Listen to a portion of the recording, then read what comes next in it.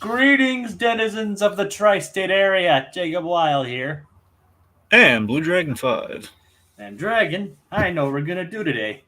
We're gonna activate the Recap-inator and discuss my favorite cartoon, Phineas and Ferb. That's right, in honor of the 15th anniversary and in preparation for the upcoming revival, I'm guiding Blue Dragon 5 here through the series, experiencing his reactions, watching it for the first time, and reliving my summer memories through the years. Today's episodes are The Lizard Whisperer and Robot Rodeo. But before we get into it, Dragon, today is actually the 16th anniversary of the show. The official premiere of the series was 16 years ago today. Hmm. Like, and despite us doing it today, we're doing it because of a schedule conflict and it's a complete coincidence, but it is a happy coincidence nonetheless. Yeah, Right? Wouldn't you say so, Dragon? I would say so. All right. So, yep, they basically that was the start of the official premiere of Phineas and February, as Disney Channel called it. Where pretty much every single weekday or every single day there was a new episode premiere. All right. So we're getting into Happy Sweet 16. It's like I only realized this because I just watched Dan upload a video to YouTube of talking about that. So I think so. Happy 16th anniversary, everyone. All right, so getting into the episode, the first episode is Lizard Whisperer. So the boys find a chameleon and it turns huge. What are your thoughts on this one, Dragon? This one was this one was fun. Ferb definitely has a standout moment, which we'll get to. Yep. Yeah, I mean, I thought this was. Here's the thing. I had like maybe I think there's a bit of a logical leap in there. In the Doofenshmirtz plot, it's a very minor thing. And the only real gripe I have with this one is it looks weird when the chameleon has teeth. Do real chameleons actually have teeth? I mean, I don't think so. That's what throws me off about it. To my knowledge, chameleons don't have teeth, but I'm not a dentist for chameleons. I don't know. You're not a herpetologist? No. Do they do dental work? I mean, I don't know. I mean, I know apparently chameleons do have teeth, but it's actually very small. Oh. And so they're not as big as they are here. Well, then again, birds don't have teeth either. And how many times have we seen birds with teeth? That's like cartoon logic, but I don't know. I'm just saying when here's the difference, okay? You got a bird, which okay, if you animate the bird to have like human-like features, you're gonna give them teeth. But here's the difference. Either way you slice it, even if it were like a giant bird, okay, when you turn it giant, the teeth are gonna be more apparent, and that's when you start to question things. All right, fair point. You know, it's like we're playing this like essentially a real chameleon, but it is giant. Like it's the realism factor that you're going with. Yes, Jacob, it's the realism factor. What I mean is like the fact that what I mean is more the fact that the chameleon is drawn in a more realistic way. Well, yeah, it's also the fact that we're kind of drawing in both ways, one without teeth and one with teeth randomly when we need them to bite stuff. All right. Anyway. I will have a little bit of background regarding a certain scene in this one, but I'll get to that later. Okay. It's like, so yeah, it's like, so getting into it, like, the boys probably built their coolest invention yet. Frozen yogurt machine. This was amazing. And unfortunately, it gets destroyed. You didn't happen to watch Tiki and I's The Court Jester short film podcast, did you? Not yet. I think you'd really like it. All right, but quick question: what does that have to do with the frozen yogurt machine? Well, we go on a major food tangent in that podcast. It's not frozen yogurt, but I'm just saying it's kind of very much, the same potential is there. Is it our famous ice cream tangents? Yes, what Tiki and I did. Oh, no. It probably dwarfs the ice cream rant. Oh no! You'd have to see it. It's a different food item, but we basically did the ice cream rant times 10. What was our original ice cream rant again? It was for Ant-Man it was about Oh, Baskin Robbins from oh, Ant-Man and the Wasp: Quantumania. oh yeah, we The were. teaser trailer was from the trailer breakdown. Oh yeah, Basically did a whole tangent talking about the ice cream. like different like the different ice cream that characters would like and all. Yeah. So I'm saying, Zeke and I went deep on the thematic significance of the donut, Oh no. and then we tangent off into talking about donuts for a while. I didn't know was Richard Simmons into donuts. That's what we discussed. You have to watch the podcast to find out about that one, Jacob. Considering he was a major exercise. Well, that's the thing. You have to watch it. You have to watch the short, and then you have to watch the podcast to really get in the weeds about the whole donut thing. Oh, yeah, that intense, huh? Yes. Dang, you guys. Man, we get into serious food tangents on this show. We got to the center of it with the donut, my friend. Not the It donut felt hole. a little hollow at first, but we found it. Not the donut hole. Well, yeah, that's kind of what I was going for, but yeah. Dang it. Okay, Code Geass has explained. Dragon brought up how he loves Dunkin' Donuts, and Tiki was confused about that. Don't ease his workload, Code Geass. He I mean, has to learn. well, it's like, I still don't understand the context, so I'll have to watch that. All right, well, there you go. Anyway. So sorry, Code Geass, no more spoiler alerts. All right. Point being, one, I love the idea of like just them building a frozen yogurt machine that they intended to actually keep around. Like, we'll have enough frozen yogurt for the whole summer. Yep, that would be cool. I mean, I would personally love a frozen yogurt machine myself. Okay, time for some tangents. Okay. And the frozen yogurt, mind you, it's not the same thing really, but it's the idea of it being machine and kind of expelling a cool, refreshing, icy liquid of some kind. Reminds me of an episode of Megas XLR. Megas XLR, I think it's the third episode. You have I believe it. I don't know if the episode's called the Regis or not. Oh no, yeah, I think it's the.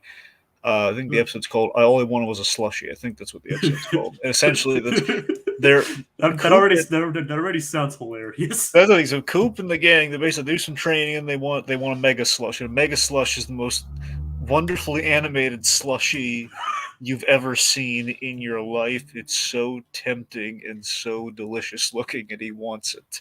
And the bad guy, which is the Regis, essentially it's an acronym for it's an acronym. And Michael Dorn voices like this almost unkillable kind of like techno-organic kind of spider thing.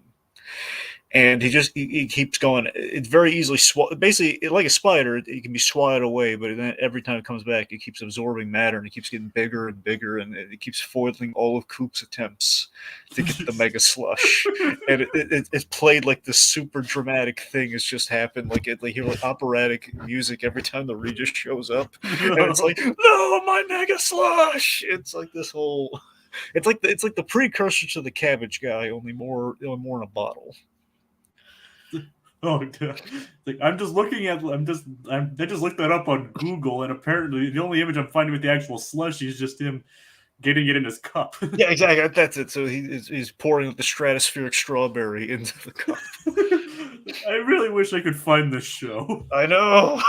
It's not on Max or anything. This is why I hate the lawyers and the companies. They make it impossible to get the stuff like Megas XLR anymore. I think it was like because there's like a tax write-off or something. I know, it's stupid BS tax write-off stuff. I hate it. And they're not allowed to show it ever again. So unfair. It's like, it's impressive that you remember a random episode of Megas XLR because the show is virtually impossible to find and watch. How could I not remember a random episode of Megas XLR, Code Geass, anime fan? I ask you. It's like, Dragon, trust me.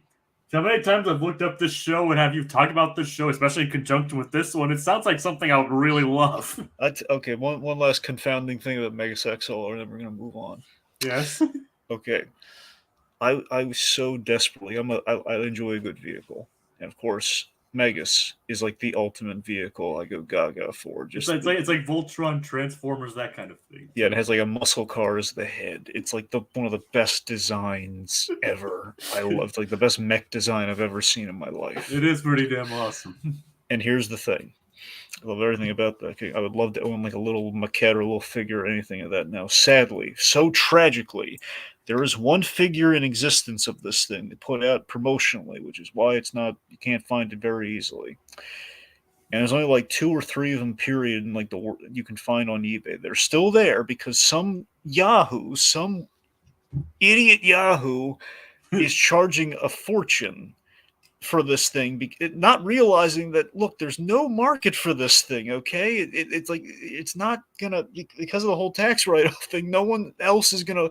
I tried reasoning with him when I made my offers, like a very reasonable offer versus like these astronomical amounts of money he's asking for. Like, and the thing's not big. Okay, I want to be very clear. It's like a very small. The whole gag on the packaging says it's like a Megas gag. It says not actual size. Which is hilarious. It's gonna make a little thing. It's like a little cute little thing. I'd love to have because I just love that vehicle so much. But the guy's charging like probably like over 1,000 or something or plus for it, and it's gonna be like a little, like less than 6 inches, like small. Like we're talking maybe 4 or 5 inches. Maybe Dang. I think 4 to 5 inches probably. Maybe it's small. Might be small for all I know. I'm saying it's the measurement somewhere in the box. Well, I tried reasoning with this guy and like making the offer, and like I made my appeal, but it was like one of those things where it's so low the guy won't even entertain it. Where it's like, listen, I appreciate where you're coming from, but no one else is going to buy this. Please, it's going to someone who really loves the show, appreciates it. Like like I'll work with on the price. Just go on. Yeah, that's a lot. I mean, I know a lot. I've been to conventions where I've seen these huge, intricate figures, and they're not even that much. That's the shame. So if I ever want a Megasin, I have to go to like some custom guy, and I'm sure it's going to be astronomical. I have no idea. I don't even know. I have to find a custom guy. The only custom guy I have is 3D printings, which means it won't be painted. So anyway. It's like code yes. Beware the Batman's tax will have 2, but it's allowed to be released on DVD and streaming. Are you sure about that exactly being a type? I thought that one was more of like there was a one season kind of wonder sort of. I don't know if that one's exactly a tax write-off. I think that one's just unfortunate, like shows getting canceled preemptively. And man, I'm not sure either. No, Blizzard, I've been meaning to ask, do you guys ever know how long your streams run? No matter what it is you're talking about, because the same goes for me when I do reviews on my channel. Usually, well, it usually varies, but with these, we usually try and keep like a little over an hour, maybe to an hour and a half. Yeah, in a perfect world, probably be an hour, but we're not good. We're not great at our jobs. We're just entertaining. Yep, hopefully entertaining. Yeah, but usually, we've rarely gone over like an hour and a half on this thing. Yeah. I mean, sometimes we've gone, but sometimes we can get done under an hour, so it's not really that much of a difference. All right, anyway. we barely got out. Speaking of which, we barely got out the beginning of the episode. So there's point being some eyes are long extended point. There's frozen yogurt. Yes. Okay. So the boys, they build frozen yogurt machine. They befriend a little chameleon by the name of Steve. They've named it Steve. Why did they name it Steve, Jacob? Because he looks like a Steve. Good enough for me. And he takes a liking to Ferb because Ferb gives him mushrooms. Do you think he looks like a Steve?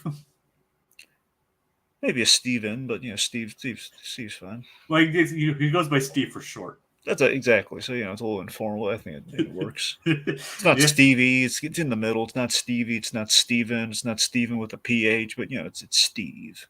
Yes, Steve. All right. You know who else was named Steve? Steve. Well, yes. But I'm saying, okay. Sorry, let me rephrase it. Do you know what other animated character was named Steve? No. Powerpuff Girls, the giant monster named Steve. Remember, like in like the whole parody of the superheroes episode? Oh, I don't remember that. Yeah, each of the girls adopted like a comic book kind of gimmick, where Blossom was essentially Wonder Woman, Buttercup essentially was Spawn. Buttercup doesn't surprise me. And Bubbles essentially was like kind of a manga kind of bunny. Essentially, the big monster they kept trying to fight, it just says, "Okay, stop, get rid of the gimmicks." It was Steve. It's like, I think I've seen a lot of Powerpuff Girls, but I don't remember that episode. Yep, unfortunately, because I love Powerpuff Girls. Yes. Are you looking forward to the reboot? I mean, McCracken's involved, right? Yes. But based on that, yes, I am, because honestly, yes, I'm looking forward to that, because McCracken's involved, and it'll be kind of like him in the streaming era, which he's been doing really good with Kid Cosmic. So I am looking forward to it. Yep, he's also working on like a new version of Foster's too, I believe. That one I'm hoping will turn out well. But I remember Foster's, I think, even in its heyday, I think lost some steam after the pilot. I don't know. It still had a lot of good episodes. I liked it. I'm just saying, I don't think I think consistency wise, it may have suffered a little bit. That's fair. I mean, you can say pretty much all of Craig McCracken's work have pretty much been quality. Anyway. Well, yeah, I mean, it's quality. Don't get me wrong. It's quality. People are still talking about, which is impressive. Honestly, I feared of all McCracken shows, Foster's would probably suffer the most, but it did not. People still love it. I mean, think about it. This is the guy that created Powerpuff Girls, Foster's Home for Imaginary Friends, Wander Over Yonder, Kid Cosmic. Oh yeah. I mean, he has quite the impressive pedigree. Not a short supply of good ideas around that McCracken. And not to mention Lauren Faust as well. Oh god, I love Lauren Faust. She's amazing. Yeah, and they're both still working together and married, so obviously, they're basically a power duo when it comes to this kind of stuff. Oh yeah. So Steve, you go to find Steve more mushrooms, and meanwhile, we might figured Jeremy's going to do guitar lessons. Give him guitar lessons, like a regular Dr. Guitar Strings over here. Dr. Six Strings. Sorry, Dr. Six Strings. Sorry, I misread my abbreviation. It actually was a 6 instead of a G, so yes. Okay. Dr. Six Strings there. Yes. Okay, so who is his first lesson, Jacob? Dr. Doofenshmirtz. Yes, which means Jeremy goes to Doofenshmirtz Evil Incorporated. Yes. So Perry's informed about this because Doofenshmirtz has been basically stockpiling a lot of musical instruments and accessories. And even sniped Major Monogram on a guitar. Yep, sniped his vintage guitar. Yep. I feel Monogram on that one. You've been sniped before? I mean, just probably, yeah. I mean, yeah, I've been sniped. I can't tell you what the last time I was sniped was, but I have been sniped, yes. Do a lot of eBay stuff? I mean, not a whole. Only when necessary. Like, for example, I can't find it for the right price on Amazon these days. eBay is kind of plan B. All right. Is this the first time that Doofenshmirtz and Jeremy are in the same scene? I think this is. I believe so. I think this is probably one of the only times too. Oh. Yeah. And speaking of which, this is the scene where I have a little bit of background on. Okay. It's actually nothing too serious. Nothing like too major, but like the scene where he's like, "Oh, we come over to the tri-state area," and he holds it and he holds it. Mm-hmm. That's actually the result of a mistake. Ooh. It's like what happens is like when they had the scene animated, they do the temporary recording and ADR and things like that, and they have it sent it to be animated. In the original scene, Doofenshmirtz was just supposed to tri-state area, and then just put his hands down and have his mouth, just close his mouth, and then after a brief silence, Jeremy was supposed to say that maybe consider switching to decaf. But when they got it back, they kept him holding the pose, and and his mouth open and his arms up in the air. They initially called it as a retake and had originally tried to have it sent back to be animated, but for fun, Dan tried to hold it as long as possible with him opening do it himself and hold the line. Swampy thought it was hilarious, so they decided to keep it in. Nice. Yep. And that's it. It's basically the result of an animation mistake. They made a joke out of it. Funny. Yeah. I don't know. I thought you'd find that interesting. No, I do find it interesting. Yeah. Yep. I remember there are a lot of times they have the retakes or some mistakes in the animation for the DCAU. It's been kind of notable at times. And did they leave it in, or did they have to have a read? What I'm saying, sometimes more of kind of a discovery. Where here's the thing. I'll give you an early famous one. Yeah. Heart of Ice, Batman. The animated series, season 1, Heart of Ice, the big Mr. Freeze episode. Obviously, there was an animation mistake that was caught, but they kept it in as a nod to classic Batman. How so? Okay, when Batman's upside down, freeing himself after the big awesome confrontation between him and Mr. Freeze initially after Batman sees the backstory and then he's upside down. You have this wonderful performance by Kevin Conroy. I saw what happened to your wife. I'm sorry. Good scene. Anyway, after Mr. Freeze makes his appeal, saying, "Oh yes, Batman, I'd kill for that," and he leaves the room. Any of a scene. Uh, Batman, he frees himself and he keeps I think he breaks off an icicle and he's like chipping away at the thing to free himself. While he's doing that, like around that time, I think while he's doing that, or when he leaps down, it's like somewhere in that area. If you look at the symbol on his chest, it reverses in color, which is something that happened all the time on Filmation Batman. So it's kind of a little loving nod. Bruce Timm caught that, but he decided to leave it in as like a no prize little Easter egg. Yeah. That is kind of interesting. Okay. That's like, I didn't know that. I mean, I've seen Heart of Ice several times. I never even noticed the thing switching. Oh yeah. I mean, Heart of Plus, Ice. then you have the things that were sometimes there were just mistakes that are left in too. In the DCAU, for example, sometimes you'll notice Batman when the belt gets taken, he still has the utility belt. It happens occasionally. Yeah, I mean, and not to mention all the times ACOM animated episodes. Yeah, that's mainly what I mean. Yeah, ACOM does a lot of. Well, let's not bring things down. Talk about ACOM. I mean, ACOM's still around, but it's just. Yeah. But it's just that obviously they were kicked off of Batman. Yeah. So. And we do have a brief appearance of Vanessa in this episode, too. Which you make of it, and she seemed to be slightly interested in Jeremy for a bit. I'm sorry, one more time? Vanessa was in this episode. I was talking about Vanessa. Yes, I was very thrilled to see Vanessa, and I thought it was very interesting that Vanessa, Vanessa, she seemingly she's moving on Candace's boyfriend there for a moment. It's like I'm not into the heavy stuff. I'm out of here. So good to know. So Vanessa, she's very into heavy metal, but also just the fact that again, like she obviously she didn't know, but still, like she was moving on Candace's guy there for a second. Yeah, and I don't think Jeremy was gonna do anything if that case. Oh, of course not. I mean, if you noticed earlier in the episode, he had a picture of Candace, and he has a picture of Candace in his guitar case. I did see that, and I thought that was a really nice touch. Yep. Still not dating yet, technically, but oh come on, man. They're dating. It's just, they're not labeling it. They are so dating right now. Yeah, it's not official. Oh come! How is it not official? Because, like I said, they just haven't said the B word and G word yet. All right. And I'm using terms that they use in a later episode. That's not like this. They have been dating though. They haven't been labeling. They haven't called each other boyfriend girlfriend, but they've been dating. They're technically not dating yet, Dragon. He has a picture of her in his guitar. It doesn't mean they're dating. She has pictures of him all over the room. I know. And his underwear. That was in her mind. True. Actually, for a moment there, I skipped. I was actually thinking of a different. I was thinking of Helga for a second there. Sorry. Oh God. No, seriously, and Helga's like, I was gonna say offering, not offering. Helga's. Yeah, and Helga's little kind of like a kind of trophy room, little not trophy. She didn't kill him. Shrine. Sorry.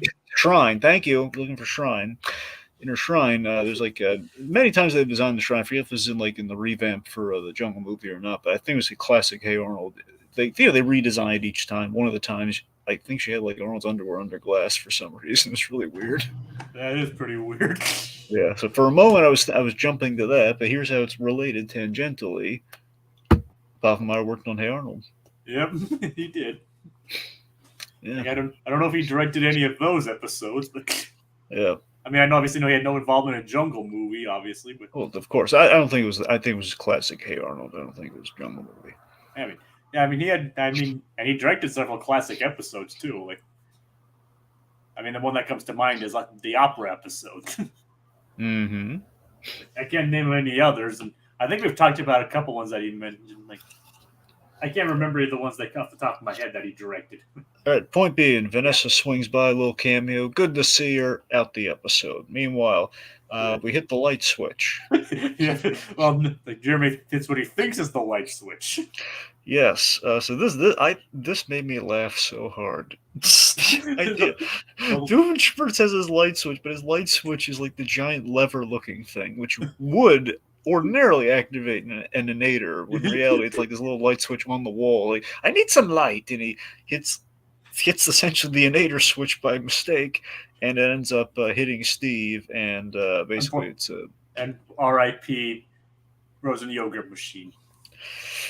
just take a moment.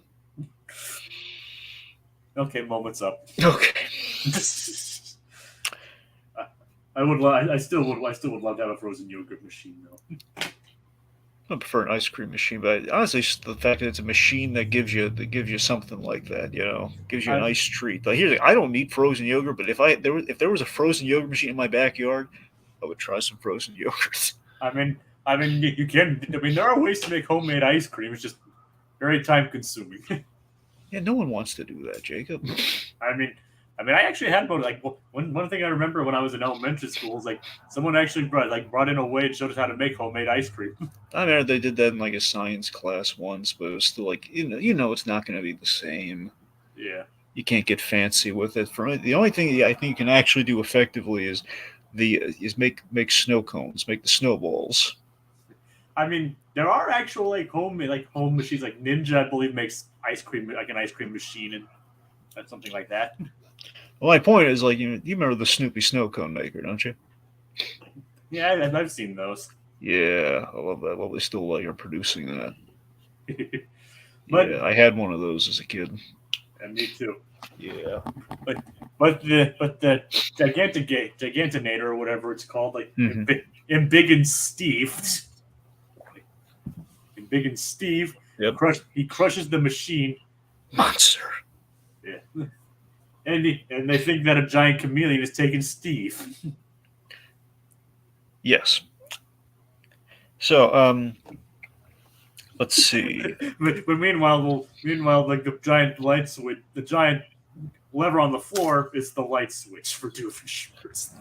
Yeah, so Linda, to be fair, so Candace, tries to show Mom the frozen yogurt machine, but it is now gone. It's in pieces. It's finito. However, you do have to, Linda. There's a giant foot-shaped hole in your backyard. I understand the girl's bonkers, but I mean, you could look down. Candace doesn't really notice it either. I mean, still, yeah. If Linda's gonna give her time of day and just give her okay, I looked all around, I couldn't see. Well, you could look down, Linda. Plus, it's your own lawn. I mean, do you not care about your lawn at all, Linda? she does, but I think she wanted to get on with her errands. Oh yes, her errands, Jacob. Her errands are every day. It's the same errands. Okay, it's laundry and grocery shopping and making pie. It's the same three things. Occasionally playing music with the gals. Same thing. She's a busy woman, Dragon. Oh sure, busy with four things every day. I mean, she's making the most out of her summer. And remember, a lot of times they're probably also running. She and Lawrence are probably also running the antique store. Is it really a two-man job, though? I mean, I don't know. I mean, I've never run a store before. Do they not have employees? Literally, just the two of them run the shop. I believe so. I mean, we don't ever see any other employees. Okay. And we only ever see inside the store a couple times. So yes, she actually decides to bring Candace along on her errands instead. Do we ever see? Does Linda have a job? I mean, their job is running the antique store. It's their own antique store. Okay, I guess here's what I'm getting at. Okay, so I know there's not a lot of money coming into that antiques. I don't know if that's enough to support a family of three. I don't know, Dragon. And a platypus. I don't know, Dragon. I guess maybe they do get a lot of money in the antiques, or maybe they'd had a lot saved up. I don't know. Okay. I mean, I don't think it really matters to me. Well, no, it doesn't matter. I'm saying I've never thought about it before until wait a minute. How? You know what they say, Dragon? We don't care. We don't care. Yep. All right. Anyway, okay. So, point being, we have a kaiju-sized chameleon on the loose. The boys, they're following the footprints with Yep, Isabella. she's helping them, calling out for Steve. She's want to do now. Doofenshmirtz, what he's up to. So, he got this idea while he was at the Pyramids of Egypt motel. Yeah, and it actually is good. It's actually kind of accurate to show like a large a metropolitan area next to the pyramids. It actually is how Egypt looks. Yeah. I love the motel gag. There's only one thing I call BS on the episode. Just one thing. The fact that the hieroglyphs are on a random slab. Yes, and the fact that it's on one slab and not like a repeated, just the fact that okay, so everything he needs just on that one slab. Yeah, I know. Talking up to cartoon logic. It's not even just a line that he or like a picture, one singular image. Okay, so he looked on the outside and got the whole hieroglyphic. That's all. I don't think that was like. I don't think that's too difficult. Okay, just the fact that all I need is just on this one random one that's right on the other side. I mean, admittedly, it's a little half baked. I'm not gonna lie. Yes, yes, it is. I mean, especially since I was already able to guess either that or either that I've been doing this long enough to know what you're gonna call BS. Yes. Either one. Even in this case, I still do kind of agree, but it helps with the caveat of the episode and allows Jeremy to be giving Doofenshmirtz guitar lessons. Yep. No, I do love this thing. Like he's going to use the hieroglyphics to summon the aliens that made the pyramids, and there are people that do subscribe to this theory about the origin of the pyramids. Yeah. Anyway, Perry. Are you one of them? Not particularly. I mean, I think the answer as well was Egyptian slaves. Really, well, I mean, it was like, actually, even then the answer wasn't slaves. It was more like they're actually paid to do their work, from what I understand. Wait, really? They were paid? I think so. I don't think they were like slaves. I thought it was like maybe given housing. I don't know if that's really the same thing though. I think they're maybe indentured. Some of them were probably indentured or they were paid. But that's what I'm saying. It's like indentured, or I think it's indentured and they have housing. I don't think they really were paid. I know, but they're not exactly like slaves, and I don't think they were all forced to build them. And considering how many pyramids there are, I mean, I'm not sure. Okay, the point being, it was man-made. Yes. Made by slave hands, most likely. Let's just say man-made. Yes. I am for one to believe that possibly there are aliens out there, but I don't think they built the pyramids either. Wait, they might have to make the aliens responsible for everything. I mean, we can take credit for some things, It's yeah, it's just not the pyramids. Yeah. It's, why the what possible purpose do the aliens have beyond the pyramids? It's like, I don't know, just for giggles. Yeah. I mean, anyway. Even though the real purpose was to the tomb of the emperors, or the pharaohs. I mean, yeah, tomb of the pharaohs. So, regardless, doing a little satire on the whole alien pyramid things, and Doofenshmirtz subscribes to it. Perry's got a problem this episode. Jacob, what is that problem? Jeremy's there, and Jeremy is he's smart to smartish. He's gonna put two and two together. That platypus is wearing a hat. He's like, my friends have a pet platypus. Yep, so that's not good. So Perry's got a dilemma there. And he's like, now their platypus doesn't do much. Yep. Okay. Meanwhile, Steve. Okay, here's kind of a weird thing of the episode for me. The dinosaur gag feels forced. So they calling Steve a dinosaur. I know we call it out. I know they address he's not a dinosaur, but it sounds cool. It's like, well, what? Chameleon's still pretty cool. I don't know why we have to keep shortening the dinosaur. I don't buy everyone. Well, chameleon doesn't have the same mystique as dinosaur. Well, so lizard though. I mean, dinosaur literally means terrible lizard. All right, I guess it's still just not. I mean, I know you're saying he's very clearly not a dinosaur. That's the thing. It's like he's a giant, it's a giant lizard. And this, especially considering this show has had dinosaurs before. Yeah, it's like again, aside from the weird animation thing, doesn't really have teeth. That's what I'm saying. It essentially doesn't have teeth except for when we need to eat mushrooms. Yeah. So they tried finding him. This is kind of like predating Jurassic Park here. Speaking of dinosaurs, like an invisible giant lizard. Yeah. It predates Jurassic World by like 5 years. Oh yeah. Take that, Indominus Rex, and your missed opportunities. I mean, Indominus Rex is like obviously more terrifying than Steve. No, very very true. I don't know. I still love Jurassic World though. Here's the thing, I like Jurassic World as well. I mean, I wish we could have tweaked like a few minor things about it. But here's the thing, my favorite scene in Jurassic World. I love the scene where he's hiding under that truck and he douses himself in the gasoline to save his bacon. I love that scene. I mean, that's a great scene. Yeah. I mean, like I said, that's the best one in the series since Jurassic. This is the first Jurassic Park. Yeah, it's pretty cool. Yep. And hiding under there, like, and the music and Chiquino's music during that scene. Yeah. To be fair, honestly, it's the best out of those three Jurassic World movies. I mean, I'm not gonna deny that, Dragon. I mean, I haven't seen Dominion, but I like the elements of Fallen Kingdom. I mean, I like the first act of Fallen Kingdom, all right, but that's what I'm saying. Like after we basically, we blow up the island, and not blow it up, but essentially we do the island blows up. Yeah. Okay. Essentially, after that was your movie, and sadly, it's kind of where it really should end, and yet it doesn't. So basically, that movie's two movies, which is the problem. The second movie is really, kind of logic's going by a little in that movie. And the sad thing is, apparently, according to the director of that movie, the brontosaurus that dies in the flames is the same one that Alan Grant and.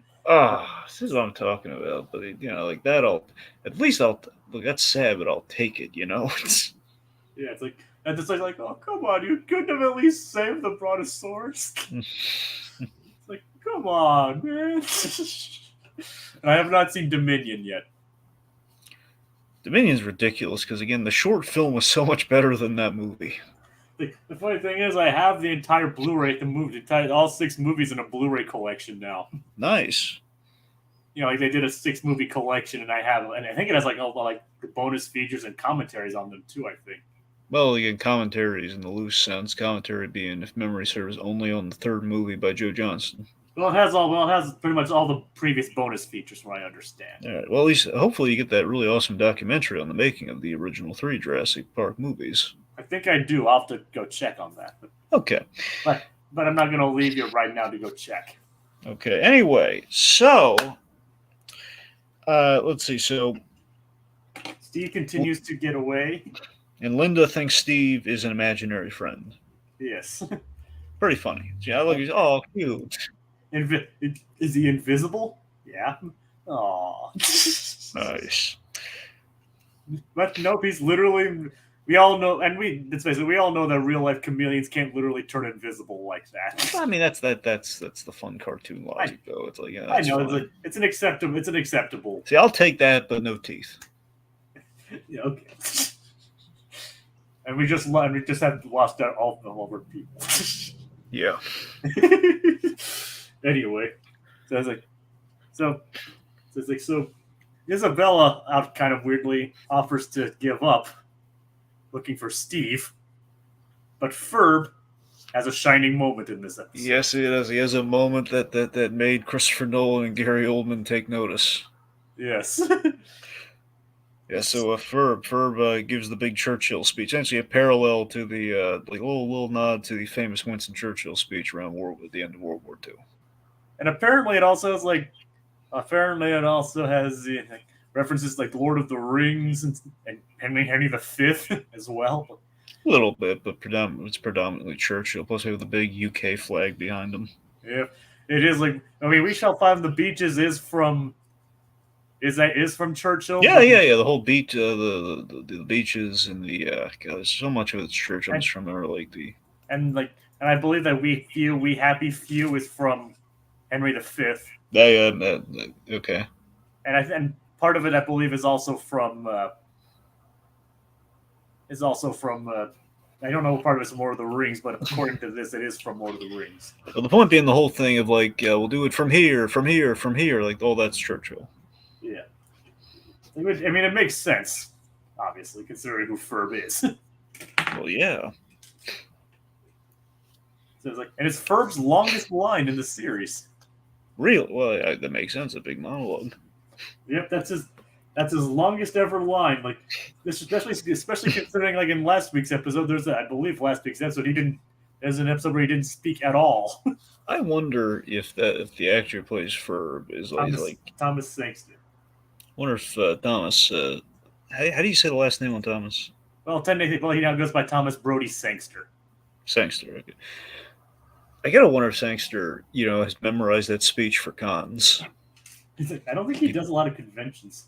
People asked him, like, can you, like, what's your favorite Ferb line? Well, I'll tell you. I don't think he does conventions. Okay. I mean, the new voice of Ferb does. I mean, I met the new voice of Ferb, but Thomas Sangster did not, as far as I know. If you meet the new voice of Ferb, you should ask him, like, hey, can you do the speech? I wrote it down for you. Here's the cue card. Do it. If he does, well, tell you what, Dragon. If he comes to the next Anime Columbus, I'll tell him to do it. Okay. I'll ask him about it. Yep. You got off easy, pal. Do the longest Ferb line. Do it. Yep. It's like so, and of course, like we'll help you find him. What does he look like? It's like he's a giant chameleon. Oh, you should have said so. Yeah. And everyone just leaves. All right, so some help the townsfolk, all right, Dragon. That's true. It's like effort. We don't want any of that. Like Evans, and what about the fact that Monogram was willing to recruit the giant chameleon? Like, if only he had a giant hat. If only he had a hat big enough. Yeah. See, if only he had like the Dick Sprang hat, like you have like in front of like a hat shop back in the day, where you had like a giant bowler hat or something, or a giant top hat you'd basically put onto him. You mean at the local hat store? Yeah, so I'm saying all the Dick Sprang kind of like shops in 60s Batman or like 50s, the 60s Batman comics, they would have like these giant like things that signify what the stores were. So if you had like a music store, you'd have like a giant piano on the roof or like a clarinet. And that would most likely factor into the plot sometime in the episode. Yes, well, in most cases, yes. Not all the time. It's just an aesthetic thing. Most of the time, it did factor in. Like you'd have like. I mean, heck, this episode itself kind of has. I mean, this series itself, like with the abandoned vacuum cleaner factory. There you go. With the giant functional vacuum cleaner. And nod to Sprang. I don't know if that's an intentional thing to Sprang. Gotta be a nod to Sprang, man. Come on. At least Sprang probably popularized the idea anyway. Fine, there you go. All right. Anyway, so where's the surefire place to find a Steve, Jacob? The Steve convention. Oh, Steve Kahn. Let's talk about Steve Kahn. Both of these episodes have conventions in them. Yes, odd theme. You have the Steve convention. Oh boy, so I notice a few Steves are missing. What do you mean? Well, we're missing yet again. Okay, Should probably mention this again. This show. Apparently, there's one Steve who's never going to show up in this show. Seriously, I should have expected this. Well, Steve Rogers surely not going to pop up at the Steve Con. Well, now we know who Dragon's looking for. Stephen Strange, nowhere to be found either. Stephen Yun, I'm afraid not before his time. Yeah, I don't think he ever guest stars in this show. Steve Trevor? Oh, right, dead. Never mind. Let's see. There's all kinds. Steve McQueen's? Any? No famous Steves. No. Steve the Giant Monster, because then he would dwarf our other giant. Nope. Okay. Well, anyway. I think you just gave the biggest clues to your gripe with the Marvel episode, Dragon. That you haven't seen yet, by the way. Oh, I haven't. So we'll see how that pans out. But now you guys know. Yep. You probably figured it out anyway, but now you know for sure. I was anyone paying attention probably would have figured it out. Anyone who's watched any of the other stuff that we've done. Yep. Yeah, I know. But I was trying to build up the mystique. Well, still.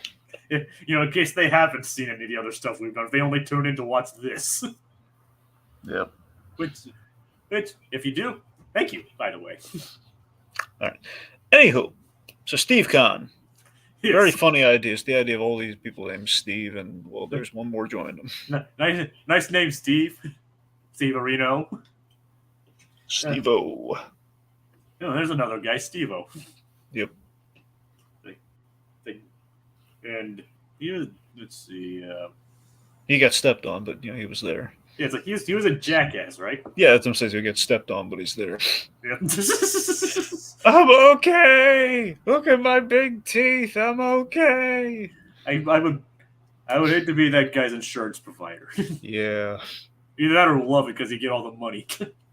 Yep. Oddly, well, never mind. I was gonna say I don't watch the show or the movies or anything, so I can't really tell you. Like, if I understand, there was like a gag in the trailer for the fourth one of those where like, hey,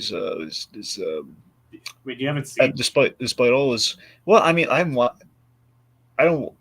I've seen like clips of the thing, but I never watched like one of the movies from start to finish or really like a full episode of the show. So All right. But I know about it. Also, George Lucas really loves that show. Huh. Interesting. At the very least, he did at a certain point in time, like probably around 2000. Well, honestly, around this time, circa 2006 to 8. I'm surprised. Well, I know this is after that, but I'm just saying, like around like kind of that late. I wonder if he ever tried to get any of them to be in Star Wars. No, this would have been after. Well, I guess he could have been watching it during Revenge of the Sith. So, and he could have gotten them to be in Clone Wars. That's fair. Remember, that was more Dave Filoni's baby, but Lucas was there. But, Lucas was involved, though. I know he was involved. I'm just saying Filoni was really the driving force behind that one, though. I know.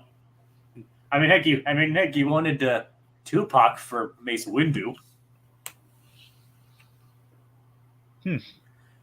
Obviously, Tupac got, what happened to Tupac before he could do that. I mean, Tupac doesn't really scream like Jedi either, Well, I mean, apparently he wanted him to audition for Mace Windu. Yeah. I mean, and who knows? Maybe he would have turned out good, and maybe we just can't see it because we've seen Samuel L. Jackson in there. I guess. All right. Well. And anywho, don't be wrong. I love Samuel L. Jackson as Mace Windu, which he needs to reappear again. By the way. Yeah, it'd be nice. But anyways, like Steve, what? No, not you. That's Steve. Like, oh, it's again with the whole giant monster movie thing where they don't notice the giant monster until it's on top of him. Yep. It's like, I don't know why that always happens. I mean, there's always a giant monster nearby, but nobody ever notices until oh hey, it's like literally right on top of me. Like, how many giant monster movies do you watch? A lot of giant monster movies? I mean, not a lot really. All right, fair enough. Like, you haven't seen any of the Godzilla stuff? Well, I mean, yeah, that's what I'm saying. Like, not a lot, but I've seen some Godzilla movies. Yeah. Have you seen -1 yet? I want to. I have to wait for it to stream somewhere, but I would like to see it. Yes. Well, that's great. I know. I hear that. Believe me, I want to see that more, and I want to see this new Godzilla Kong thing with the pink Godzilla scales. That thing. I mean, to be fair, that is tied into Godzilla. I mean, that is normal for Godzilla. I know. It's just still. It's like I don't know. It's. I mean, the Kong versus Godzilla, like it was already kind of like it was a faulty thing, but it's. I mean, don't get me wrong. I mean, I probably would like -1 more than Kong as well. I mean, like I said, it was like tied for my favorite movie of last year. The best part of that movie is when they actually fought each other. Yeah, I mean that was the whole selling point. Yeah. And I'm talking about -1 was one of my favorite movies of last year. Yeah. So okay, point in Steve. Steve is lured by what he hears like the amplifier and everything. Basically, the amplifier's in the shape. Amplifinator. Yes, the amplifinator is actually in the shape of a giant purple mushroom. Yeah, of course it is. Which entices Steve, and he's eating the amplifinator. After Doofenshmirtz actually does learn to play the thing on guitar. Yep, Jeremy leaves. It's like Jeremy prepares to leave. Steve comes in and destroys it. Of course, the best thing about the Jeremy dynamic too is just the fact that Doofenshmirtz just likes having someone to monologue with. It's like, I don't know why I shout that. Tyson area. He doesn't know why he shouts it the entire time. And it's like, do you are paying in check or cash? It's like, how about we turn to evil lessons? I'll take cash. Jeremy's not interested in evil. Because he's a good boy. He is a good boy, yeah. Jeremy's good. Yes. He's not interested in evil. Just Susie. Susie is evil, yes. Yes. She would absolutely take Doofenshmirtz up on those evil lessons. She probably would. I mean, who knows? Would. I'm sure she even would school him. And probably Doofenshmirtz will even be scared of her. Oh, yeah. Like, remember, she scared Buford. Well, that's true. That's Buford, though. I mean, Buford's never been scared of anything else. So, really. It's kind of funny if, like, Doofenshmirtz just he's suddenly actually no. Doofenshmirtz he's a good father, so he would never do this. But if Doofenshmirtz are really evil, just like she gives him some lip, he tosses her off the roof. Of course, he'd probably give her something to land on or something. I mean, maybe, but you might goof that up. So she might. Here's the thing: I think she'd land on something, but then she'd probably break something when she popped out of it. Well, I mean, remember in Odd, like the whole house landed on her. That's what I'm saying. So she's kind of accident prone, that Susie. It's like, I'm okay. Yeah, right. Did we get a jack or something? No.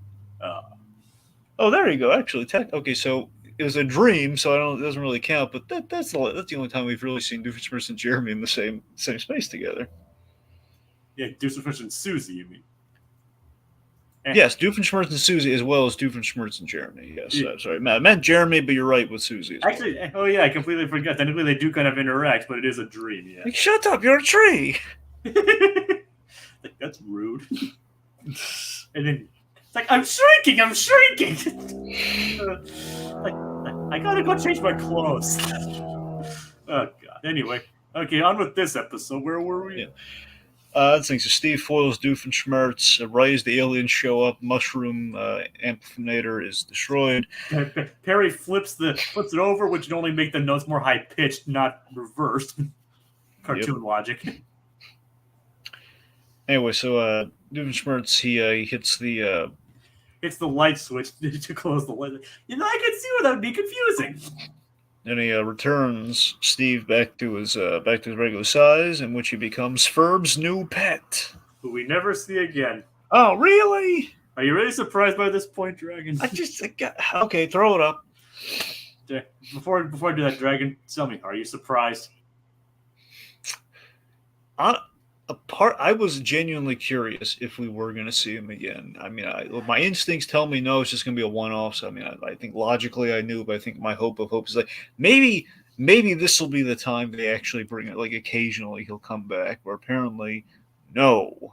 Well, here you go, Dragon. Tell Dan and give land to Dan and Swampy. Dan, Swampy, guys, just. There's a little thing called consistency, okay? You can't just end an episode on let's give Ferb a new pet and then even in the back rally we're never going to see again. I know the network's breathing down your neck like, no, they got to be very standalone. You can't do continuity. You can't do this. It's got to be any episodes, everyone's first little summer incursion. I get it. Okay, but if you know you're playing by those rules, you got to have Linda say, oh, Ferb, it's cute, but I don't want that thing in my house. You got to have her clip the wings, okay? You can't just, upset the status quo and then we're never going to see it. Because if you don't, you know what's going to happen? You know what time it's going to be, boys? What time is it?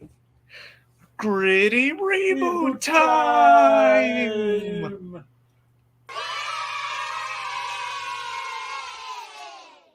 Jacob, do you know what the boys, and by the boys, I mean Dan and Swampy, have done to poor Ferb? What have the boys done to Ferb? They killed his pet. Because that's the only explanation as to why he has to show for the rest of the series. Didn't have a long life. God. And those men killed that English boy's pet. They killed Steve. They also neglected another Steve, but they killed Steve. That's not good, is it? How dare you? Shame, shame, shame. Only an evil, evil man would kill Ferb's pet. An evil man that has a statue dedicated to evil that was probably in a Disney store somewhere up on a shelf. Kind of a cabinet area, but kind of shellfish. I don't know what you call that. It's kind of on the upper part, like a cabinet, maybe. Like, who are you talking about here? You know exactly who I'm talking about. Gaston? No! Pavenmeyer. Pavenmeyer has a Doofenshmirtz statue, a statue of evil. Wait, you mean in his house? You mean the one he got from Disneyland? Yes. I didn't know that's what you're referring to. I know. I said possibly a Disney. But honestly, it does look like something. I know it's from the Disney park, but here's the thing: every time I look at that, you said Disney store. I know I said Disney. Here's why I said Disney store. I said Disney store because looking at that thing, well, yes, it was in a Disney park. It does look like. Did you ever physically? Were you ever able to go into a Disney store? Yes, there was a Disney store at one of my local malls. Well, here's the thing. I don't know if it's like from. It's so weird because in the Disney store they have like the maquettes that are basically exactly like that Doofenshmirtz thing in the Disney stores, and I wonder if those come from the Disney parks potentially, or if there's from or if there's just something separate from that. I mean, I have no idea. I don't think the store I was at ever had Phineas and Ferb merchandise. Well, no, but you know what I mean. I'm saying they have like for other characters, they have like maquettes like that adorning the store. Did you ever see any like maquettes like that? Oh, you mean like little figurines? Yeah, like big figurines that would be decorate the store, like the physical store. That would be like the size of that Doofenshmirtz. Yeah, I think I did see something like that. So that's what I'm saying. I wonder if potentially those may have come from the parks and they've been like shipped out to Disney stores, and that's why you don't have like such disparate characters potentially. Anyway, that's a long way of saying. Let's just forget what I said and say Disneyland. Okay. A monument to the evil this man do. I hope you're happy, Pavenmeyer. You gave the boy a pet that he made a big impassioned Churchill speech for, and then you killed it. Or, not Gritty Reboot. Yeah. Let's get rid of it. Not Gritty Reboot. Very simple explanation, very logical explanation, an explanation that makes us all go home happy.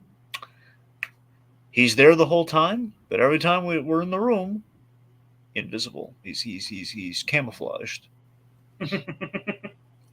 There we go. We put a happy spin on it. Yeah. How about Dragon? Do you want it to turn gritty again? You want me to turn it gritty again? No, but the fact that we saved him. There we go. Dang it, it's on loop. Those kids are really happy. Well, yeah, the chameleon's not dead. Unless, do you want me to turn it really gritty again, or just want to leave it on like that? All right. Well, the non-canon Gritty reboot. Here we go. Okay. This part's non-canon, by the way. All right. That was the case, but it's more of an. I guess it's more ambiguous. Linda, one day when vacuuming, let's just say things didn't go well. But here's what I'm getting at. Ferb's like, Mother, have you seen Steve anywhere? Oh, he's around. He's just camouflaged. Oh, okay. So it's just this deception on Linda's part. Oh God. That he's there, but he's not. Okay. All right, that's enough of that. All right, moving on to the next episode. Robot Rodeo. So the boys throwing a mechanized robot rodeo in the backyard. And Candace tries to resist their busting urges to help Stacy. And Doofenshmirtz attends a convention for Inator creators. Are you coming down on this one? This one I think is the weaker of the two. It's okay, but I think comparatively, I mean, I love the Inator convention. The Inator Creator. Yes, the Inator Creator Convention. I really like that. I don't know. The other stuff feels a little like, okay, we were kind of like looking at what's left on the board this season. Yeah, I suppose so. All right. I mean, the episode kind of starts quickly as well. So the boys assist Isabella. Literally, it feels very much like we're kind of out of ideas here. Isabella, what badges do you not have? Yep, rodeo clown patch.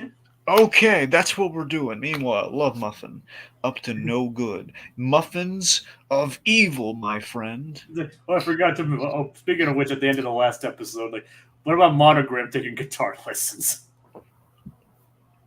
Love that. Yep. Is the fact that it's the Monogram also like he wants someone to listen that isn't Carl. Yeah. You spent an hour on the first episode. Is this a record for you? Probably not. Yeah. Honestly, I don't think this one's going to go on nearly as long as the first one. Yeah, probably not. And like I said, I'm sure there's other episodes that we've gone on for an hour for. Yep. I mean, so again, and that's not counting like the ones that are double length anyway. And I'm sure once we get to hour length, the actual hour long episodes, those will go on even longer.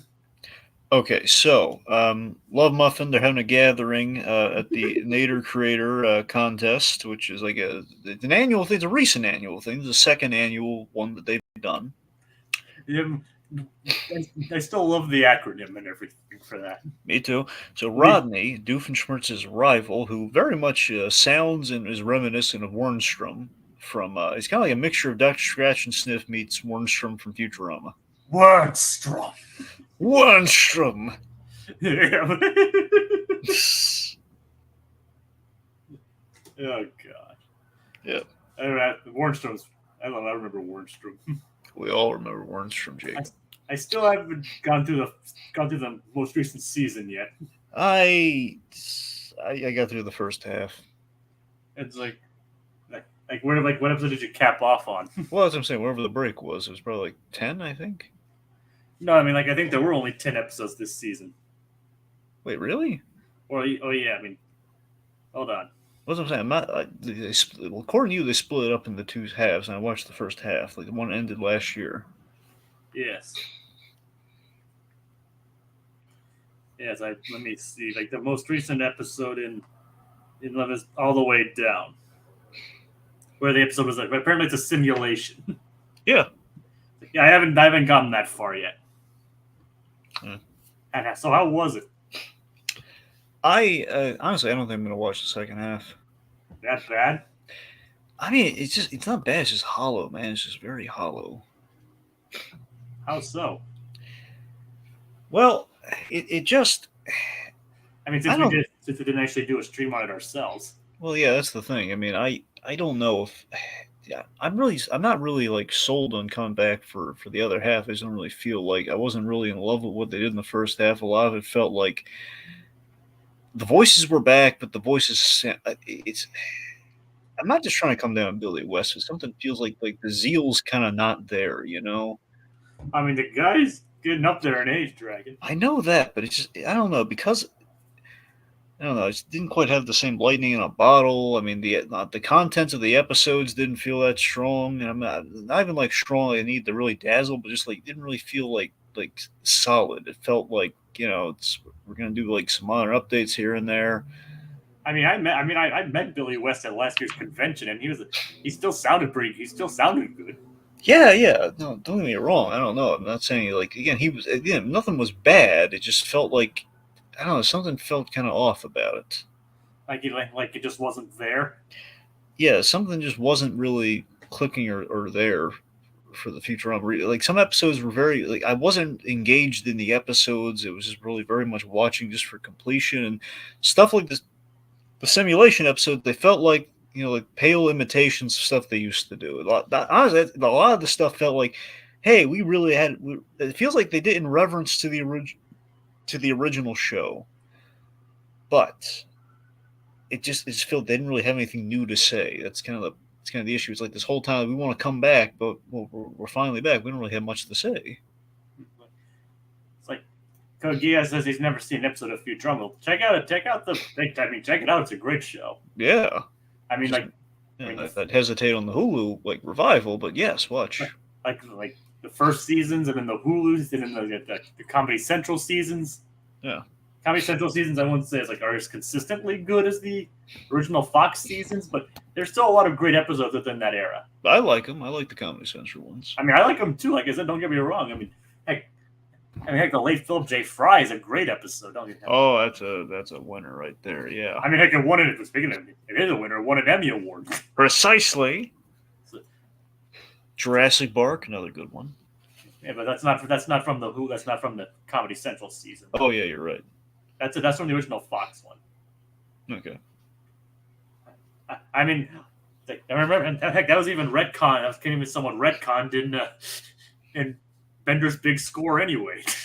Yeah, we always the Bender's Big Score is like a repackaging of things. You don't know what happened and what didn't happen in that. I mean, I know, but apparently they retconned because even the writers found it too depressing. Yeah. And they're like, okay, that's too depressing even for us. We need to change that. So, which props to them, I guess. Seymour Butts lives again. And yeah, the series is able to make you cry for a dog named Seymour Butts. Yep. So, props again. We should really talk about Futurama one of these days, as an actual series retrospective. Yeah. But anyway, moving on to the actual episode. So the prize of the Inator Creator Contest is the wonderful, and I love this so much. I love this belt. The belt, which is the Inator. That's right. Inator belt.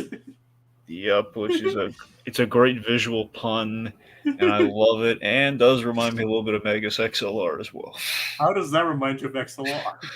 Episode 2 of Megas XLR was the Bruce Campbell episode. In the Bruce Campbell episode, Megas is competing in a fighting contest. And essentially, it's Bruce Campbell playing his fight promoter character from he was the announcer, but the character from Spider-Man that they cameoed as essentially. Basically, imagine that character. The MC, basically. Imagine the MC combined with Ash Williams and combined with MODOK. Oh God. That's what Bruce Campbell plays. Do you know what, Dragon? Do you want to say? Do you want to say to that? What do you? Oh, I know you say that. Groovy. Jacob. I was gonna say that sounds amazing, but I could say that sounds groovy. Indeed it is, Jacob. So yeah, he's it gets even better. I don't want to spoil it for you. It gets even better than that. There's one other part of the combination, but I need to watch that show immediately. That's episode 2, man. You get Campbell in episode 2. Oh my god! Well, after the pilot, essentially, the pilot's just to at least get everything else set up. So really, it feels like episode 1. I mean, I would probably love that show based on all the things you've told me about. He wants to win this contest, and the contest offers this giant belt that would go. I'm pretty sure. I'm sorry. The way it looks, I forget in the end of the day because we kind of bring Magnanimous, which is the name of the Bruce Campbell character. We bring Magnanimous back. Dragon remembers Megas XLR very well. I like this. I don't remember it well because I haven't been able to watch it in years. Oh yeah, I love that show. Thanks a lot, Warner Brothers. Yeah.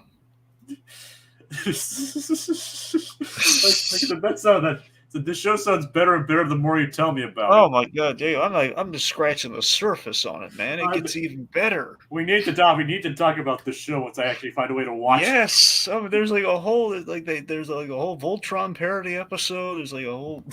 We also need we still need to do our Shaolin Showdown stuff too. I know. One of these days, though, that is a definite on the docket. We just need to find time. Yes. Because we need to talk all we can about Jack Spicer, Evil Boy Genius. Indeed we do. Who's probably the best part of that show. Yes. Okay, back to the episode again. Man, the N8R belt looks great. Yeah, and that's somehow related to the Bruce Campbell character. Yeah, it's just the fact there's a fighting contest and the prize is this giant belt that at least seemingly would go around the mech, but I think it's actually a smaller version that Coop would be able to. Well, it's like a WWE belt. So it's the same sort of thing. Reminds me very much of the giant Galactic Federation belt. That sounds awesome. But anyway, so Doofenshmirtz is obviously being heckled by Rod, and apparently they've even captured the other animal agents. funnily enough. Yep, all the Alka agents but Perry the Platypus. Yep. Doofenshmirtz actually manages to get Perry for a while. Yeah, he does. And I love that he points out, like, just the fact you were last animal agent captured, that's really embarrassing. It's like everyone else showed up on time, Perry the Platypus. It's just embarrassing. Yep. Because you can't. Perry is not punctual. No, he's not. He's not punctual, the platypus. No. Perry the Platypus ain't a punctual platypus. Yep.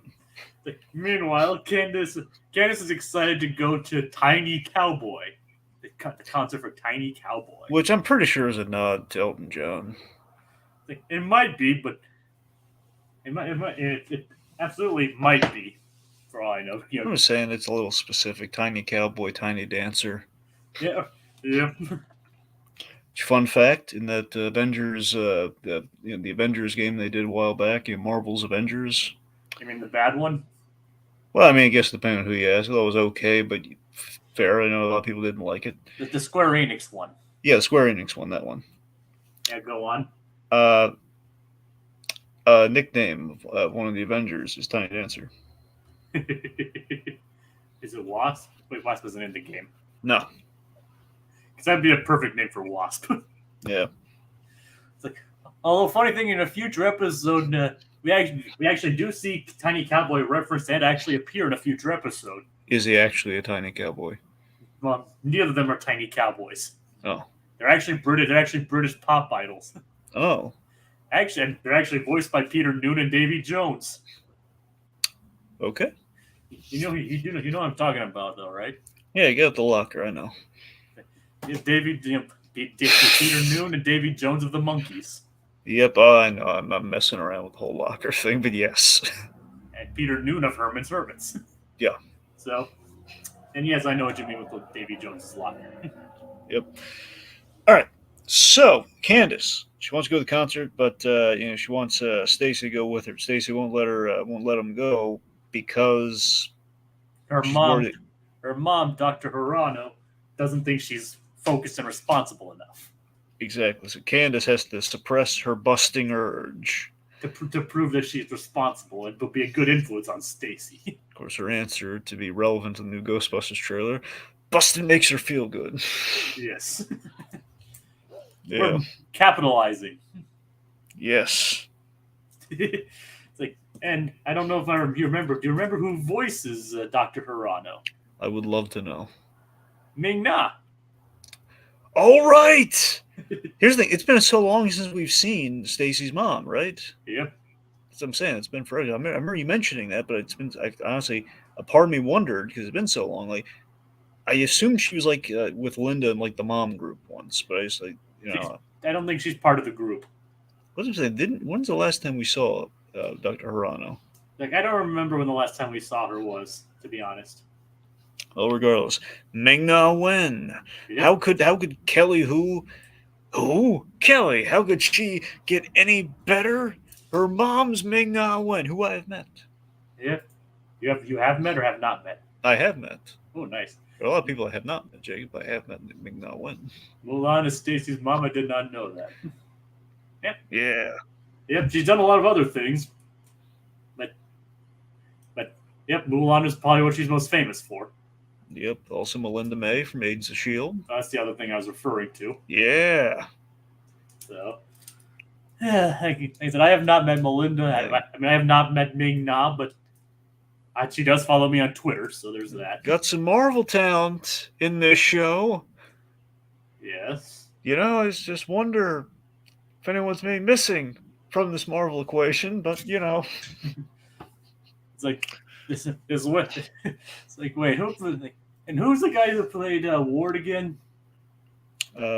Brent. Is it Brent?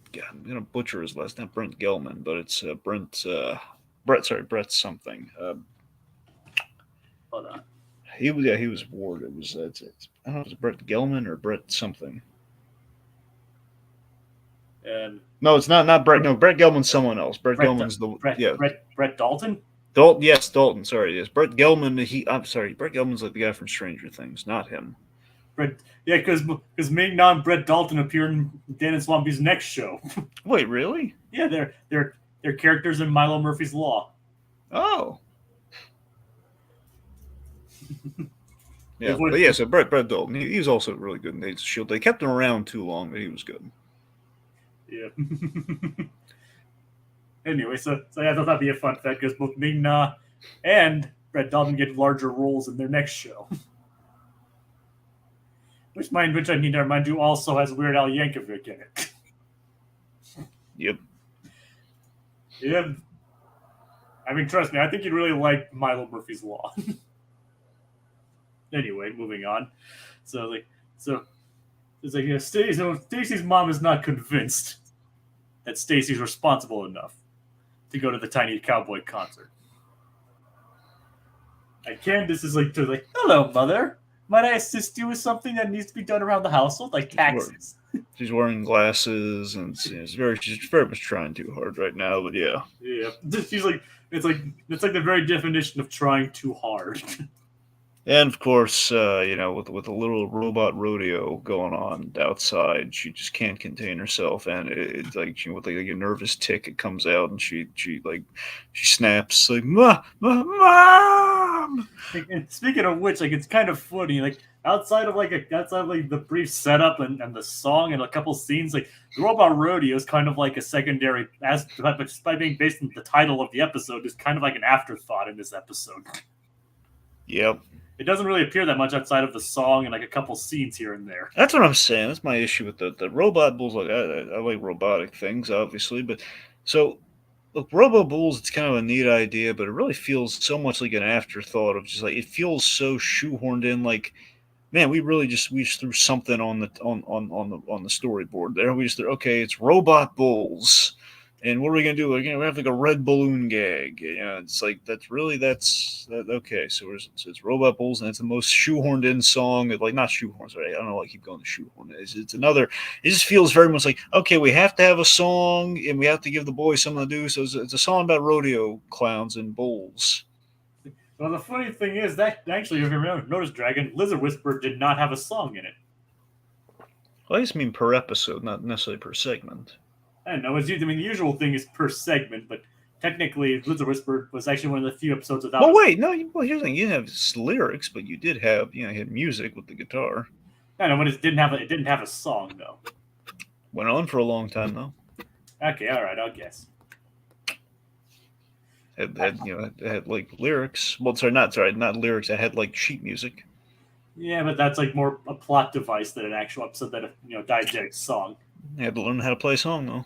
Yeah. So ergo. Yep, I guess. Okay. But yeah, so yeah, the bulls are basically an afterthought in this episode.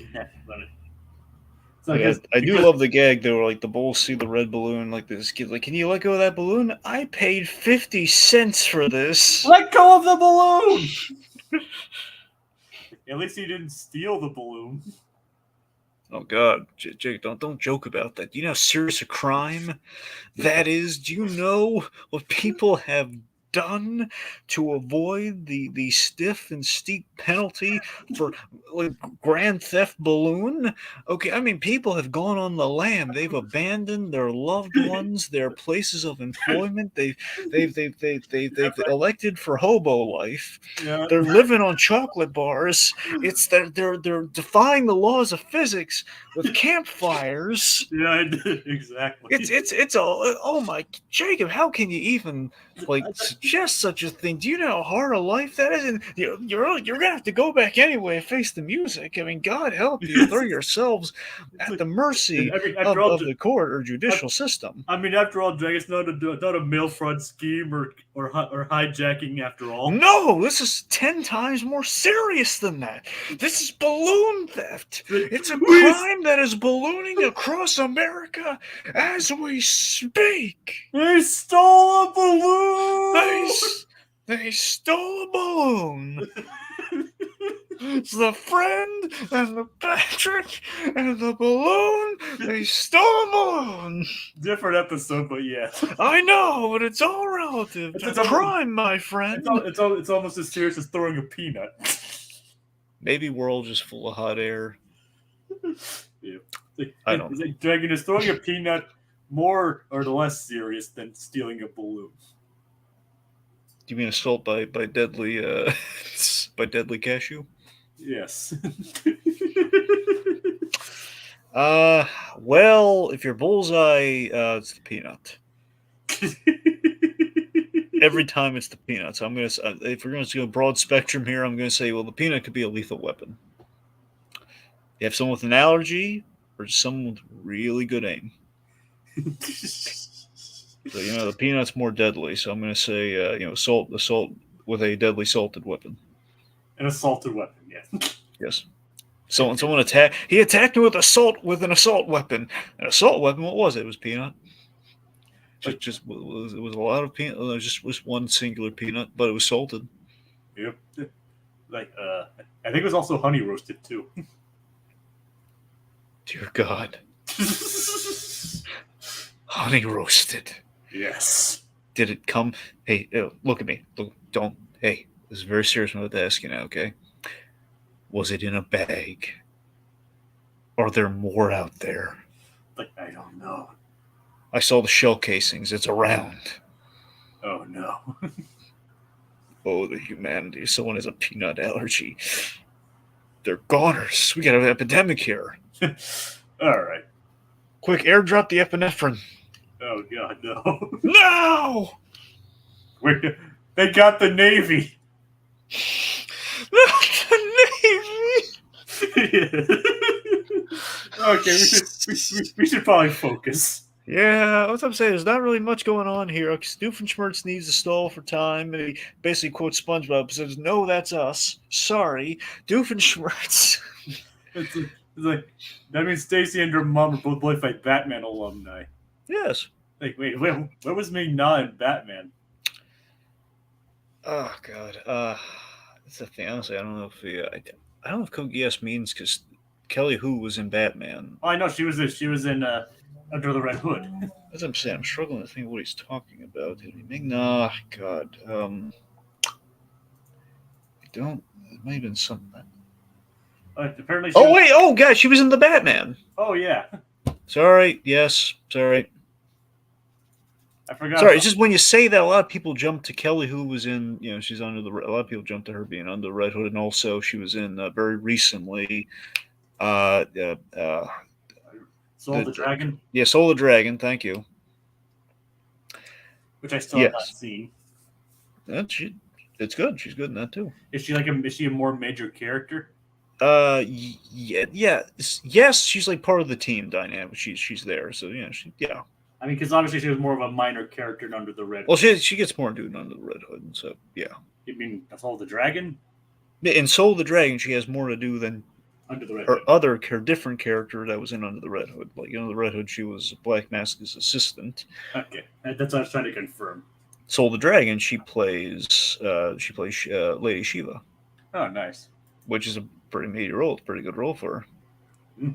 She has. But yes, real quick, just Detective Yin in the Batman, really good character. Unfortunately, kind of fell by the wayside, but it was kind of well, I don't know if necessary is the right word. She was there because we didn't have Commissioner Gordon from the start. And from what I've only seen a few episodes of the Batman, but she is good. She is great. She's exceptional, especially in season 2. Season 2 is where she really shines. So the point being, got rid of her, unfortunately, because we have Commissioner Gordon. So unless you wanted to make her the de facto Montoya, which in hindsight they probably could have done, but then again it might have diluted her importance because she's she was pretty top tier. She was the Commissioner Gordon type S character. Yeah. So it's like Doofenshmirtz lays out a fog machine to try and stall for time. But it turns out Rodney's Inator is just a giant electric fan. I love that it's something so simple as a giant electric fan. Everyone's just literally blown away by it. And Doof's like, an electric fan? If I had known that, I could have beaten if I had time. I mean, yeah, it's just a literal electric fan. It's not a new creation or anything. Nope. It's like, and he's like, and then Doofenshmirtz has another idea to stall for time. Free the agents. freeze the agents. They cause bedlam. They destroy all the Inators, with the exception. I mean, his only point his plan is to literally have them stand on top of each other, which is wonder why they didn't do that in the first place. Well, they're animals wearing hats, Jacob. I mean, think about Perry could have at least thought of that. Well, he didn't get there until late. Yeah, I guess so. I mean, heck, he spent the entire time just throwing a ball against the wall. He was bored. Yeah, but he could have spend that time thinking, okay, how could I get out of here? And then it's like they ended up doing like Muppet Man. Well, it is the most effective tool for escapes and break-ins. Yeah. It saved the baseball diamond. That too. Yeah. Oh God. All right, so Muppet Great Muppet Capers, great. apparently the Electric Mayhem somehow got their hands on.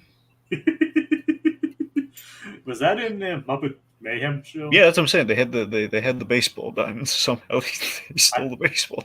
I don't remember seeing that in Mayhem. Yeah. Which is a shame that show got canceled, by the way. Yeah. I just hope Goldberg doesn't give up on more Muppet stuff. I hope not. I mean, they could have done more with that show, to be honest.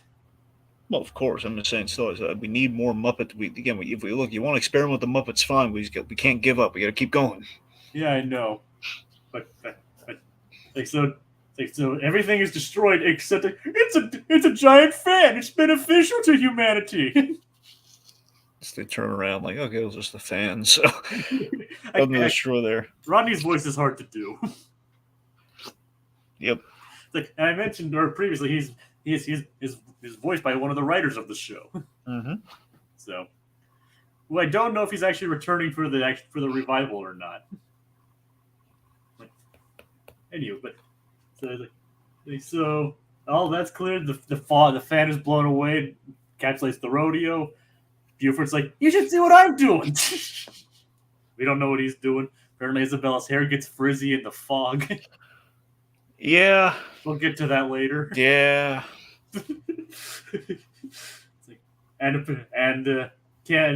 Candace leads the moms and Stacy through the fog because looks like a raving lunatic. But a focused lunatic though. True, and Stacy's mom respects that. Yep, and she's like she can smell the boys. They smell like motor oil and confidence. I don't know what confidence smells like, but apparently the boys reek of it. That's because you're not confident, Jacob. Okay. I mean, well then, or how do you know, Dragon? Maybe I am. I'm just so used to the smell. Nah. Okay. Moving on. All right. So Stacy's mom, Dr. Hirano, is actually impressed. By Candace's focus, and so lets her go to the Tiny Cowboy concert. So despite Candace not being able to bust the boys, everything still worked out for them. Yeah. And things actually work out a little bit well for Doofenshmirtz as well. Yeah. It's like his Inator is the destroy Rodney's Inator, which is just a giant fist that destroys the fan. Priceless. Yeah, but he just runs away crying like a baby. Like a baby! I love that. He's like, yeah, it's the last one winning. Last one standing. Okay, this is sad, though, was the fact that he couldn't get that sweet belt. Yep, it's a balloon. How about this balloon? Oh well. Prize is a prize. I shall call you Balloonito. And then the entire place gets trampled by the mechanical bulls. Yep.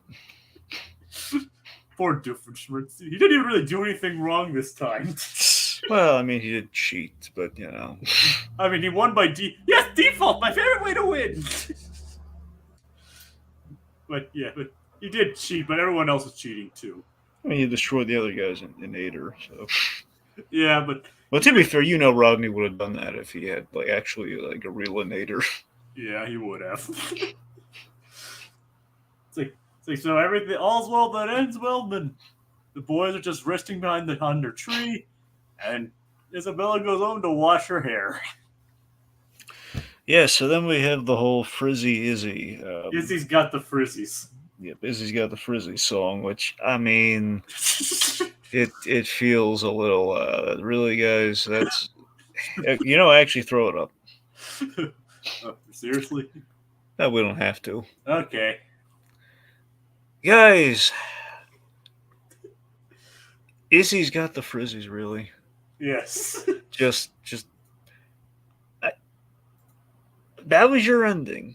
That was you guys. Look, okay, it's okay if the season comes in an episode short. Okay, it's not going to be the end of the world. All right, I'm not even an episode. This is a segment short. Okay, it's like I'm sure we could maybe in hindsight perhaps if we didn't do the clip show, you know, it just.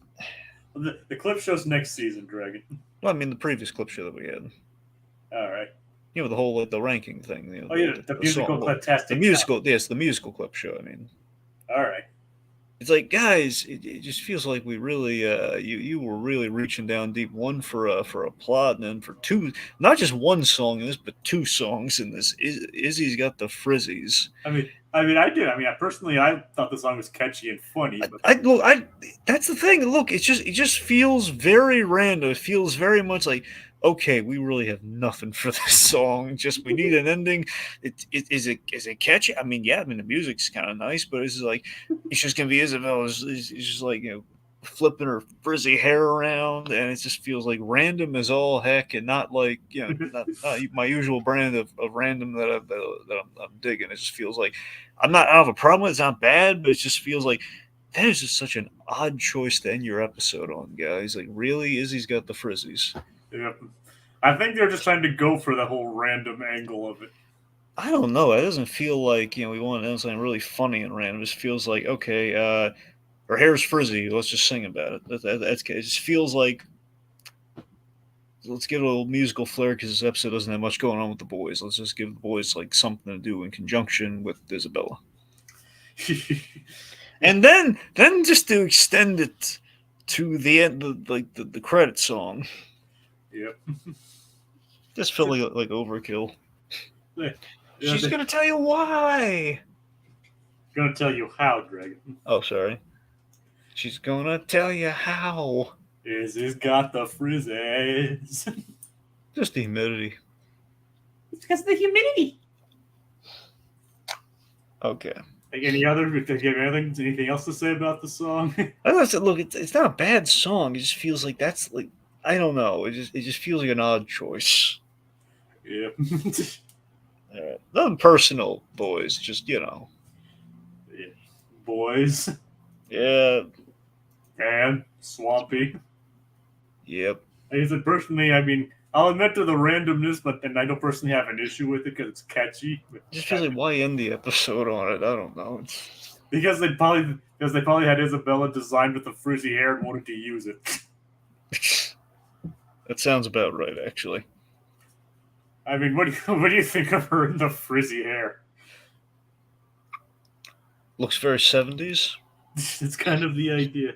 I mean, the song itself seems like straight out of the 70s almost. Well, yeah, that's the point. I mean, that's why I kind of like the song, but it's catchy, but it's just kind of like it's a little. I'm just saying, compared to what these guys usually do musically, it just feels, man, we really just really went for like she got frizzy hair. That's it. Frizzy hair, she's dancing around. The old puffballs. Yep. Yeah. All right. No badge for you. No, I think she still got her patch though, Dragon. Yeah. Well, I think that does it for this week. Thank you, Code Geass, and Little Blue from earlier. Thank you both for watching, and join us next week on the Recap-inator. When Candace goes to a seminar, and the boys build a better building. Good night, everybody. Watch Megas XLR. That I can attest to. I haven't seen it yet, but I can attest to.